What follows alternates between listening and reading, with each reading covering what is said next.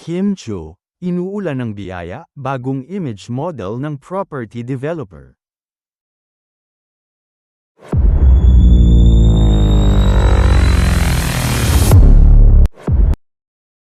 Panay ang pasok ng blessing kay Kim Chiu dahil isa na namang endorsement na siya ang image model ang nakabalandra sa social media. Si Kim ang face value ng isang property developer corporation. Makikita sa SOCMED account ng kumpanya na marami na silang nanaitayong subdivision na ready to occupy na ang mga bahay. Ibinahagi ng isang solid fanny ang ilang larawan ni Kim na kuha sa opisina ng nasabing real estate company at photo op kasama ng mga bosses. Napa-comment nga si Kim sa post dahil ang nilalaman nito ay ang achievement niya sa sariling bag business. Endorsement sa isang money remittance at ngayon naman ay image model ng isang property developer corporation. Say nga ni Kim sa comment niya, "So true," na umaayon sa paniniwala ng fanny na maganda mag-invest sa mga real estate property. Bago ito, nauna nang ipinalabas sa social media ang ini-endorso naman itong local brand ng gatas, kasama ang Asia's songbird na si Regine Velasquez.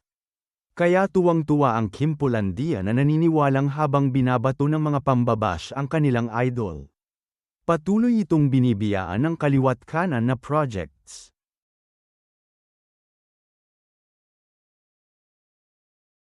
Samantala, nakakaloka ang mga eksena nina Kim Chiu at Paolo Avellino sa serye nila, ha? Aba, ibang-iba nga raw sa version nito sa streaming app, na unang pinagpalabasan. Kasi nga, isang bagong eksena ang hatid ng Kim Pao dahil mukbang ang atake nila kung maghalikan sa episode ng Kapamilya primetime series na The Alibi, ang buong katotohanan. Nag-miss nga na walang preno sa landian sina Kim, Stella at Paolo, Vincent dahil sa sunod-sunod nilang halikan sa iba't ibang parte ng bahay, mula dining area, hagdan, hanggang second floor, habang tikong bibiglang na pinapanood sila Rafael Rosel o Matthew, ha? Ang ending, noindang si Rafael, Matthew sa all out at nakakalokang mukbangan nina Kim, Stella at Paolo, Vincent, ha? Hindi tuloy napigilan ng mga fanny ang mag-react at matuwa sa eksena, lalo na sa posture at pagsunod ni Rafael, Matthew sa dalawa. Bigyan ng rom-com ang Kim Pao with Rafael. Ang galing, best light scene for me. Sige Matthew, support kita dyan para lalo silang mapalapit sa isa't isa.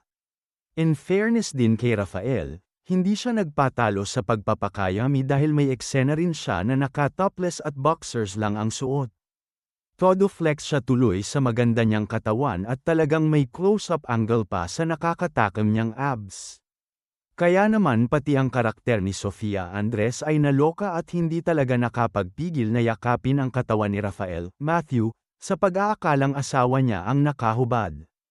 Oh, di ba? Kaloka ang mga ganap. Well, mas marami pang maiinit na bagong eksena ang dapat abangan sa The Alibi.